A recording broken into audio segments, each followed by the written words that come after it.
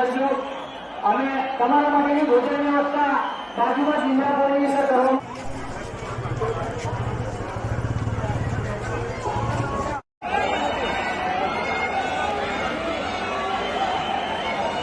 સરસપુર લોક મંડળ રથયાત્રામાં અહીંયા પધારેલા સૌનું હાર્દિક સ્વાગત કરે છે.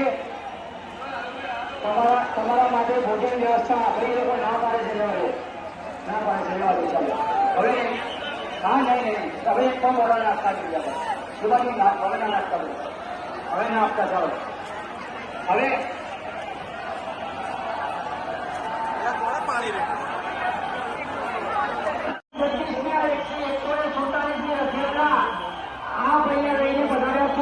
સરસપુરના નગરજનો આપનો હૃદયપૂર્વક ખૂબ ખૂબ આભાર માને છે.